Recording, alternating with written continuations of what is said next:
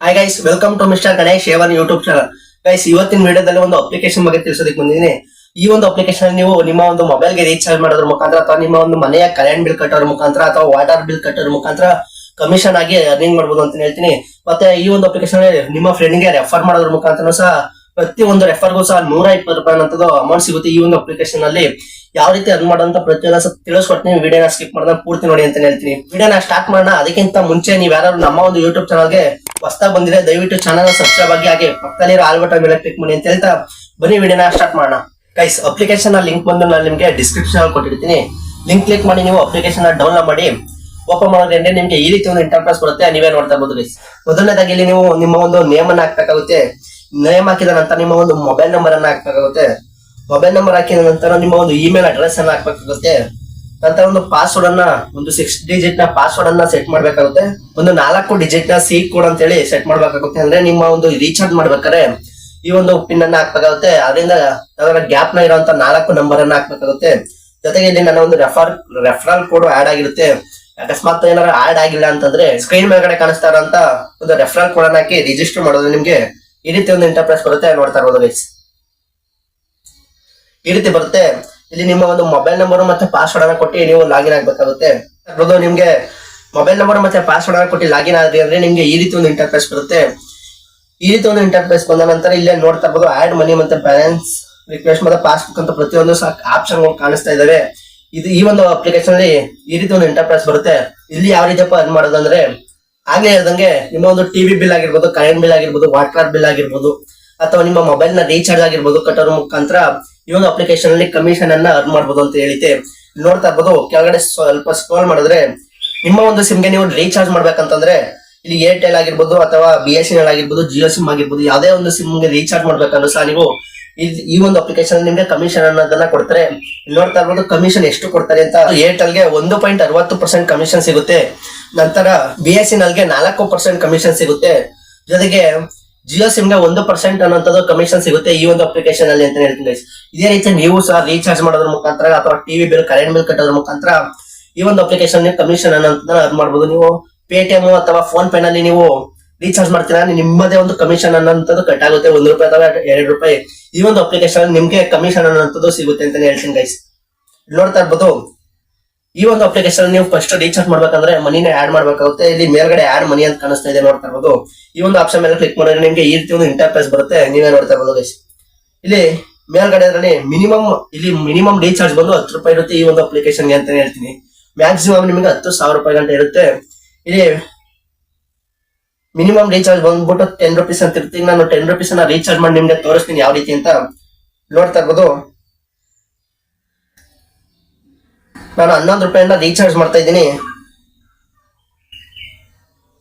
ನೋಡ್ತಾ ಇರ್ಬೋದು pay using ಗೆಟ್ವೇ ಅನ್ನೋ ಒಂದು ಆಪ್ಷನ್ ಮೇಲೆ ಕ್ಲಿಕ್ ಮಾಡಿ ನಿಮ್ಗೆ ಡೈರೆಕ್ಟ್ ಆಗಿ ನಿಮ್ಮ ಒಂದು ಪೇಟಿಎಂ ಗೆ ಕರ್ಕೊ ಹೋಗುತ್ತೆ. ಇಲ್ಲಿ ಪೇ ಅನ್ನೋ ಒಂದು ಆಪ್ಷನ್ ಮೇಲೆ ಕ್ಲಿಕ್ ಮಾಡಿ ನಿಮ್ಮ ಒಂದು ಆಪ್ ಗೆ ಪೇ ಮಾಡ್ಬೇಕಾಗುತ್ತೆ. ನೋಡ್ತಾ ಇರ್ಬೋದು ಪೇ ಮಾಡೋದ್ರೆ ನಿಮ್ಗೆ ಈ ರೀತಿ ಒಂದು ಇಂಟರ್ಫೇಸ್ ಬರುತ್ತೆ. ಪೇಮೆಂಟ್ ಸಕ್ಸಸ್ಫುಲ್ ಅಂತ ಹೇಳ್ಬಿಟ್ಟು ಈಗ ನನಗೆ ಒಂದು ಮೆಸೇಜ್ ಸಹ ಬಂದಿದೆ. ಈಗ ನೋಡ್ತಾ ಇರ್ಬೋದು 8 ರೂಪಾಯಿ ಇತ್ತು ನನ್ನ ಒಂದು ವ್ಯಾಲೆಟ್ ನಲ್ಲಿ, ಈಗ 19 ರೂಪಾಯಿ ಆಗಿರುವಂತದ್ದು ನನ್ನ ಒಂದು ವ್ಯಾಲೆಟ್ ನಲ್ಲಿ. ನೀವು ಯಾವುದೇ ರೀಚಾರ್ಜ್ ಮಾಡ್ಬೇಕಂದ್ರೂ ಸಹ ಇದೇ ರೀತಿ ನೀವು ಅಪ್ಲಿಕೇಶನ್ ಗೆ ರೀಚಾರ್ಜ್ ಮಾಡಿ ನಂತರ ನೀವು ಫೋನ್ಗೆ ಆಗಿರ್ಬೋದು ಅಥವಾ ಟಿವಿ ಬಿಲ್ ಆಗಿರ್ಬೋದು, ಕರೆಂಟ್ ಬಿಲ್ ಆಗಿರೋದು ಕಟ್ಬೋದು. ಇಲ್ಲಿ ನೋಡ್ತಾ ಇರ್ಬೋದು ಈಗ ನಾನು ರೀಚಾರ್ಜ್ ಮಾಡಿರೋಂತ ಅಮೌಂಟ್ ಅನ್ನು ತೋರಿಸ್ತಿದ್ದೀನಿ. ಇಲ್ಲಿ ರೀಚಾರ್ಜ್ ರಿಪೋರ್ಟ್ಸ್ ಅಂತ ಇದೆಯಲ್ಲ, ಈ ಒಂದು ಆಪ್ಷನ್ ಮೇಲೆ ಕ್ಲಿಕ್ ಮಾಡಿದ್ರೆ ನಾವು ಎಷ್ಟು ರೀಚಾರ್ಜ್ ಅನ್ನ ಮಾಡಿದೀವಿ, ಯಾವ್ದಾವ್ದಕ್ಕೆ ರೀಚಾರ್ಜ್ ಮಾಡಿದೀವಿ ಅಂತ ಈ ಒಂದು ಅಪ್ಲಿಕೇಶನ್ ಅಲ್ಲೇ ತೋರಿಸುತ್ತೆ. ಇಲ್ಲೇ ನೋಡ್ತಾ ಇರ್ಬೋದು ನಾನು 19 ರೂಪಾಯಿ ಒಂದು ಡಾಟಾ ಮತ್ತೆ 29 ರೂಪಾಯಿಗೆ ಡಾಟಾ ಮತ್ತು 155 ರೂಪಾಯಿಗೆ ಒಂದು ರೀಚಾರ್ಜ್ ಮತ್ತೆ 12 GB 118 ರೂಪಾಯಿಗೆ ನಾನು ರೀಚಾರ್ಜ್ ಅನ್ನ ಮಾಡಿದೆ. ನೋಡ್ತಾ ಇರ್ಬೋದು ಕಮಿಷನ್ ಅನ್ನೋಂಥದ್ದು ಎಷ್ಟು ಸಿಕ್ಕಿದೆ ಅಂತ ಇಲ್ಲೇ ತೋರಿಸ್ತಾ ಇದೆ. ನೋಡ್ತಾ ಇರ್ಬೋದು ನಾನು ಈ ನಂಬರ್ಗೆ ಒಂದು ರೀಚಾರ್ಜ್ ಅನ್ನ ಮಾಡಿದೆ. 155 ರೂಪಾಯಿ ರೀಚಾರ್ಜ್ ಅನ್ನ ಮಾಡಿದೆ. ನನಗೆ 2 ರೂಪಾಯಿ 480 ಪೈಸೆ ಅನ್ನೋಂಥದ್ದು ಕಮಿಷನ್ ಸಿಕ್ಕಿತ್ತು. ಇದೇ ರೀತಿ ನೀವು ಸಹ ರೀಚಾರ್ಜ್ ಅನ್ನ ಮಾಡೋದ್ರ ಮುಖಾಂತರ ಕಮಿಷನ್ ಅನ್ನೋದನ್ನ ಈ ಒಂದು ಅಪ್ಲಿಕೇಶನ್ ಅಲ್ಲಿ ಪಡಿಬಹುದು ಅಂತಾನೆ ಹೇಳ್ತೀನಿ ಗೈಸ್. ಇಲ್ಲಿ ನೋಡ್ತಾ ಇರ್ಬೋದು ನೀವು ಫೋನ್ಗೆ ರೀಚಾರ್ಜ್ ಮಾಡ್ಬೇಕಂದ್ರೆ ಇಲ್ಲಿ ಪ್ರೀಪೇಯ್ಡ್ ಅಂತ ಹೇಳ್ಬಿಟ್ಟು ಮೊದಲನೇ ಆಪ್ಷನ್ ಕಾಣಿಸ್ತಾ ಇದೆ. ಈ ಒಂದು ಆಪ್ಷನ್ ಮೇಲೆ ಕ್ಲಿಕ್ ಮಾಡಿದ್ರೆ ನಿಮ್ಗೆ ಈ ರೀತಿ ಒಂದು ಇಂಟರ್ಫೇಸ್ ಬರುತ್ತೆ.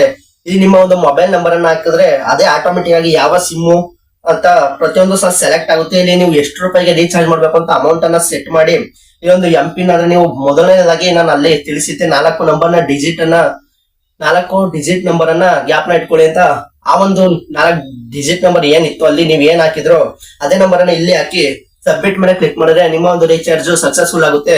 ನಂತರ ನೀವು ಬ್ಯಾಕ್ ಬಂದ್ರೆ ಈ ರೀತಿ ಒಂದು ಇಂಟರ್ಫೇಸ್ ಬಂದಿರುತ್ತೆ. ಕಮಿಷನ್ ಸಹ ಇಲ್ಲೇ ಬಂದು ನಿಮ್ಗೆ ಆಡ್ ಆಗಿರುತ್ತೆ ರೀಚಾರ್ಜ್ ಮಾಡಿದ ತಕ್ಷಣನೇ ಅಂತ ಹೇಳ್ತೀನಿ ಗೈಸ್.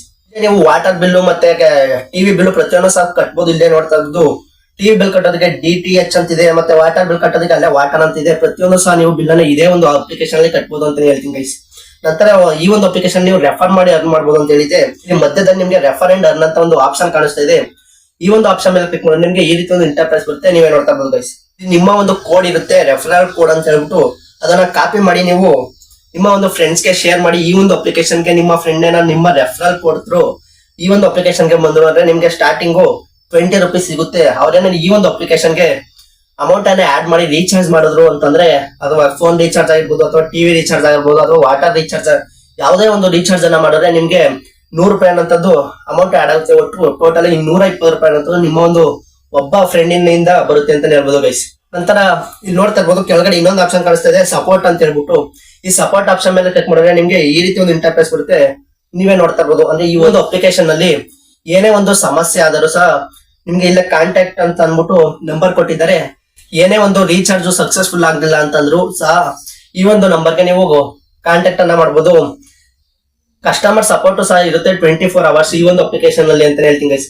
ಯಾವುದೇ ಕಾರಣಕ್ಕೂ ಆ ರೀತಿ ಆಗೋದಿಲ್ಲ. ಅಕಸ್ಮಾತ್ ಆದ್ರೆ ಇಲ್ಲಿ ಕಸ್ಟಮರ್ ಸಪೋರ್ಟ್ ಸಹ ಈ ಒಂದು ಅಪ್ಲಿಕೇಶನ್ ನಿಮ್ಗೆ ಸಿಗುತ್ತೆ ಅಂತ ಹೇಳ್ತೀನಿ ಗೈಸ್. ಇಲ್ಲಿ ಕೆಳಗಡೆ ಇನ್ನೊಂದು ಆಪ್ಷನ್ ಕಾಣಿಸ್ತಾ ಇದೆ, ಅಕೌಂಟ್ ಅಂತ ಹೇಳ್ಬಿಟ್ಟು. ಈ ಅಕೌಂಟ್ ಮೇಲೆ ಕ್ಲಿಕ್ ಮಾಡಿದ್ರೆ ನಿಮ್ಗೆ ಈ ರೀತಿ ಒಂದು ಇಂಟರ್ಫೇಸ್ ಬರುತ್ತೆ. ನೀವೇ ನೋಡ್ತಾ ಇರ್ಬೋದು ಗೈಸ್.